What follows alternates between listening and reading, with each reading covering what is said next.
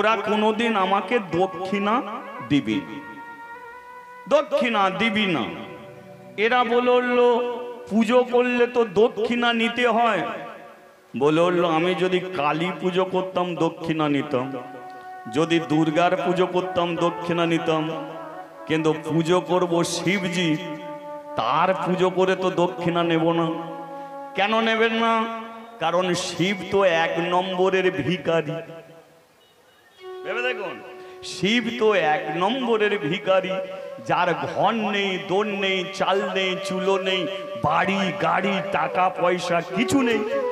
কি সংসারের তেলের পর্যন্ত খরচা নেই, মাথায় জড নিয়ে বসে আছে। শ্যাম্পু সাবানের দরকার নেই, ছাই মেখে বসে আছে। তার পুজো করে সেই পুজোর দক্ষিণা নিয়ে যদি আমি 1 তলা থেকে 2 তলা বাড়ি করি, তাহলে কোনোদিন শিবের কৃপা কি আমি পাবো? পাবো কি? তাহলে পুজো যার করব, মরবো তো একদিন তারই চরণে মাথা রেখে মরবো। জেনে রাখবেন, পুজো যদি পুজোর মতো হয়, তাহলে দেখবেন তার মৃত্যুটা সারা জীবন যাকে ডেকে গেছে একদিন তারই চরণে হয়ে যায়। হরিবল। সেই জন্যে অনেকে দেখবেন তুলসী তলায় প্রণাম করে মরে যায়। কেন মরে? কারণ ভক্তি করে তুলসীর চরণে জল দিয়েছে, মা তুলসী তার নিজের মেয়েকে কোলে তুলে দিয়েছে। কেউ ঠাকুর ঘরে মরে যায়, কেন মরে? ভগবান তাকে কাছে টেনেছে। নালে ক্যান্সারে মরতে পারত, লিভার খারাপ হয়ে মরতে পারত, কিন্তু দেখো মৃত্যুটা হয় ঠাকুরের ঘরে। তাই দয়াশঙ্কর বলল পুজো করব তো করব, একদিন শিবের চরণে মাথা রেখে মরব। হরিবল হরিবল। ব্রাহ্মণকে খুবই ভালো লেগে গেল ব্রাহ্মণের কথা শুনে। আচ্ছা, তারপরে বলে দিচ্ছি, বলুন তো শিবের মন্দিরে গিয়ে কার নাম করতে হয়? শিবের মন্দিরে গিয়ে যদি শিবের নাম করুন, শিব আপনাকে কৃপা করবেন। আর শিবের মন্দিরে গিয়ে যদি কৃষ্ণের নাম করেন, শিব তবে আপনাকে কৃপা করবে। কারণ শিব তো একজন কৃষ্ণ ভক্ত।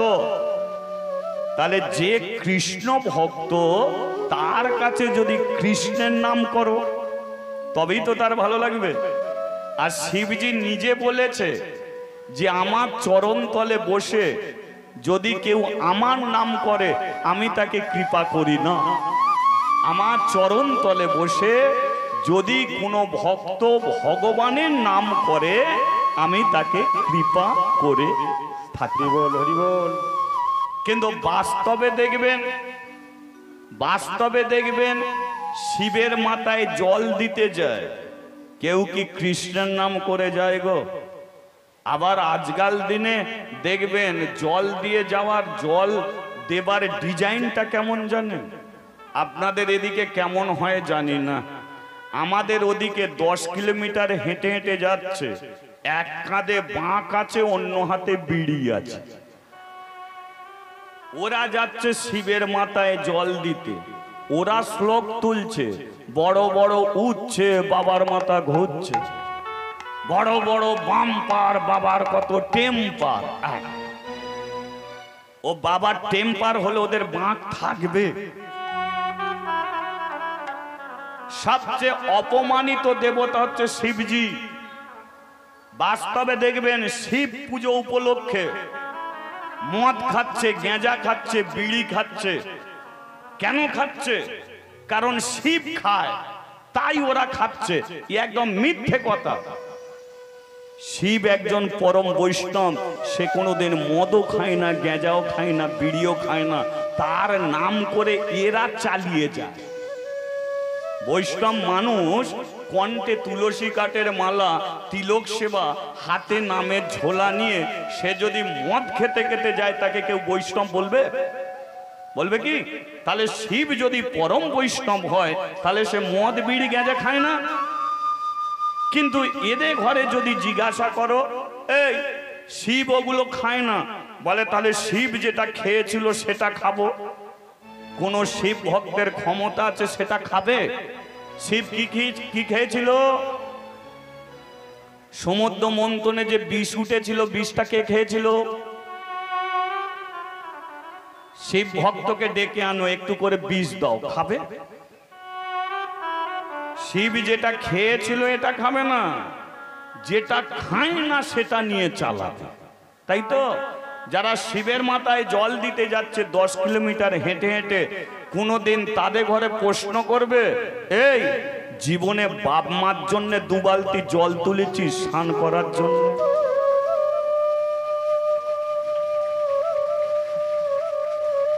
তুলেছে কি? জীবনে বাপ মার জন্য 2 বালতি জল তোলেনি। আজকে 10 কিলোমিটার হেঁটে হেঁটে সেই বাবার মাথায় জল দিতে যাচ্ছে। আরে এই বাবার দিকে তাকা, এই বাবার দিকে তাকা। একটা কথা বলে দিচ্ছি, ভগবানকে কোথা পাবে? ভগবান গয়া কাশী মথুরায় গেলে নয়, ভগবান আছে সংসারের মধ্যে। ভগবান আছে সংসারে। যাদের 24 ঘন্টা ডাকার সময় আছে তারা তো ডাকতেই পারে। আর যে মানুষটা সকালবেলা কাজে বেরিয়েছে, সারা দিন সারা রাত্রি পরিশ্রম করে রাত্রিকালে ভাতের থালায় বসে 1 মুঠো ভাত নিয়ে যদি ভগবানকে দিয়ে বলে, ভগবান 24 ঘন্টা তোমাকে আমি ডাকতে পারিনি, তবু তো তোমার কথা মনে ছিল, তাই রাত্রিকালে খাবার সময় এই অন্ন তোমাকে আমি নিবেদন করছি। ভগবান, আমি 24 ঘন্টা ডাকতে পারিনি, কিন্তু আমার একটা ডাকে তুমি সাড়া দিও। ভগবান, একটা ডাকে সাড়া দিও। বলো তো, এটা তো কষ্টের ডাক। আর ওদের 24 ঘন্টা ডাকার সময় আছে, ওরা ডাকবে, কিন্তু তুমি কষ্ট করে একবারই যদি ডাকো, তাহলে সংসারের মধ্যেই তুমি একদিন ভগবানের দেখা পেয়ে যাবে। যারা ভগবানকে, যারা জ্যান্ত ভগবানকে ছেড়ে, লক্ষ্য করুন, ঘরে দুটো জ্যান্ত ভগবান আছে, সেই জ্যান্ত ভগবানকে ছেড়ে দিয়ে গয়া কাশী মথুরায় ঘুরে বেড়াচ্ছে ভগবানকে পাবে বলে 100% গ্যারান্টি ওরা কোনোদিন ভগবানকে পাবে না। আর ঘরের দুটো জ্যান্ত ভগবানকে সেবা যত্ন করলে তোমাদের গয়া কাশী মথুরায় যেতে হবে না। তাহলে ঘরের দুটো জ্যান্ত ভগবানকে বলো, 1 বাবা 2 মা। বাবা মাকে দাঁড় করিয়ে রাখবে আর ঠাকুর ঘরের ভগবানকে দাঁড় করিয়ে রাখবে। তুমি মাঝখানে দাঁড়িয়ে দুটোকে প্রশ্ন করবে যে তোমাকে মাঘ মাসের কনকনে ঠান্ডায় হসপিটালে নিয়ে ছুটেছিল কে? তোমার ঘরের ভগবান না মন্দিরের ভগবান? সারা দিন পরিশ্রমের পরে তোমার ঘরের ভগবান এসে বলেছিল খোকা খেয়েছে তো? ওই ভগবান এসে কোনোদিন বলেনি খোকা খেয়েছে তো।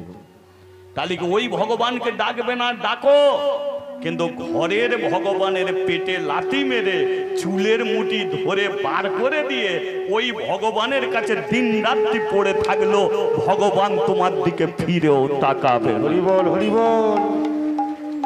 তাই ঘরের ভগবানকে আগে যত্ন করো, ঘরের ভগবানকে আগে সেবা করো। তোমাকে কোথায় যেতে হবে? সংসার, অনেকে বলে সংসার ছেড়ে চলো ভগবান পাবে।